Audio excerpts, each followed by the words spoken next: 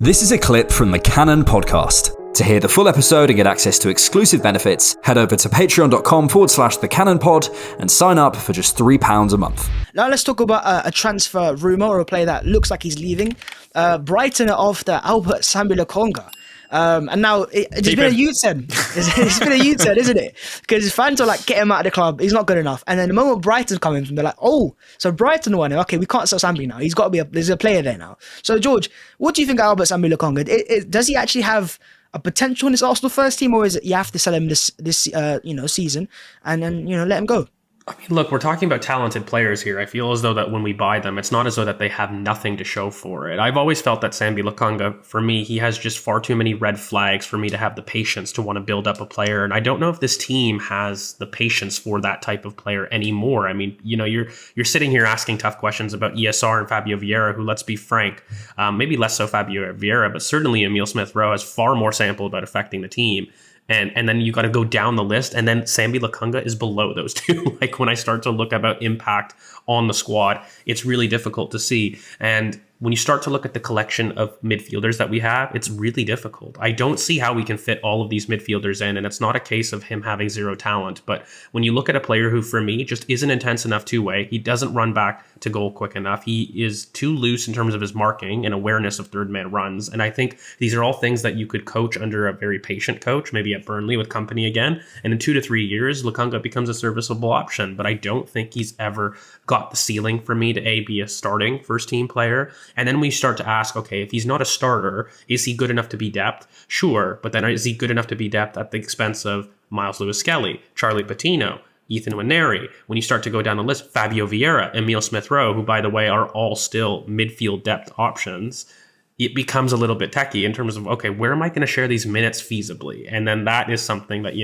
I think that fans have to start to ask themselves seriously. And so for me, I would look to move on. I don't think that, he's somebody that has a long-term future at the club. And even if he was to be developed fully, I don't think his ceiling potential is anything more than a depth at a very strong team. I don't think he has the ceiling or the capability to be a starting midfielder for a top 6 club in the Premier League. Do you not see the Yaya Toure comparison from Vincent Kompany? That's what they said. Yeah, Vincent Kompany knows ball, no? Well, no, I disagree. I see more Alex Song than I do. Song was a good player. And Song was a good player, but I think Song had a much more technical competency than I think Sambi does. Sambi is still learning a lot of his trade, and you can tell he's raw. Like, you can tell where he's come from has had an impact on his development a little bit. And again, he's a good player in terms of in 2 to 3 years. I don't think that you're looking at a player that's going to fall off the face of a cliff. He's perfectly capable at a Monaco, at a Fulham, at a mid-table club, doing well and making a good career for himself. But if you're talking about a team that's competing for the Champions League and kind of the Premier League at some point in time, they have to do more. Like, the depth options, guys, is Trossard. Let's have it right. Like, the depth is Trossard and the production is Trossard. In what way? And again, it doesn't have to be goals and assists. Please don't confuse me in terms of that production. But his play, his quality has to be at that level from a midfielder standpoint. And he's just not showing it. And he's not shown it. So I think he's well out the door, personally. What do we then see? What do Brighton then see in Sambi Lokonga? Because they've got a decent talent ID with midfielders, as we've seen. As Chelsea fans will now know with Caicedo. So Alex, what do you think Brighton see in Lokonga? Does he actually have something in his game that maybe us fans aren't seeing? Well, he's a very good player. He's a very good passer. He's got a really smooth way of receiving the ball. I really like how he punches it between the lines. I think he's done pretty well for Arsenal.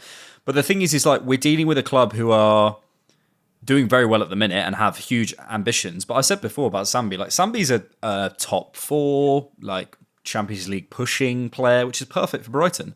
They probably don't see him as coming in and straight away going. They think, he's a bit of a development project. He's still quite young. But, like, look at it this way. If you put Sambi Lokonga in a midfield with, like, let's say Lucas Torreira and Amadou Onana, right? You've got really nice profiles. Like you've got like a really nice passer. You've got someone who's going to go bite and get the ball back, and then you've got someone really physical, right? That will work for some teams. That is never going to win you anything. It's a nice midfield, and it's going to keep you in sort of a certain place in the Premier League. But there's too many limitations. What you pay for with someone like a Declan Rice is you get someone who can do all of that and more. Can pass, can shield, can carry, can shoot, has the physicality, can win second balls, can punch, can do all of those things. When you have that, when you can build your midfield around that, and that's what you pay for, you can go on and win titles. But Sambi Lokonga has too many problems in his game that you'd have to supplement with other people to really go on and win titles. And he might be able to develop them out of his game. You know, he might be able to develop that two-wayness that George mentioned. He might be able to develop that bite. He might be able to develop that ability to carry, which I don't think I've particularly seen at Arsenal anyway. I understand that an Anderlecht, he looks like Yaya Toure because he's a very good player and he is 100% like a top 6 midfielder. But we're dealing with like fine margins of midfielders here. And there's not like two camps. He's either absolutely perfect for Arsenal or dog. Do you know what I mean? He's a pretty good midfielder. And I think Brighton probably see that and think for 12, 15 million, they're probably going to get him for. If they do go for him, it's probably a good deal. 100%. And then see if you can develop that. And if you can't, move it on. Brighton they're a development. That's the best thing that they do. They develop players. You look at the development of Enciso. You look at the development of Caicedo. You look at the development of Ferguson. All these guys, they develop players, and you can see there's a lot that Sambi has. Arsenal don't have that time, so I just think they're at a different place. And I know we then think about the end product for Brighton and think, well, why don't we do that? But we've got Declan Rice. We do. What's that thing when you ask your mum for like, can we get takeaway? Like, no, we've got food at home. It's like that thing. Yeah. I think fans, they see the potential and they think, okay, maybe there's something there. And the Brighton links have really changed it around. It's very, very funny.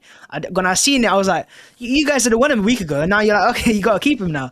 But let's move on to another potential sale. Thanks for checking out the Cannon Podcast. To get full episodes and access to exclusive benefits, head over to patreon.com/thecannonpod and sign up for just £3 a month.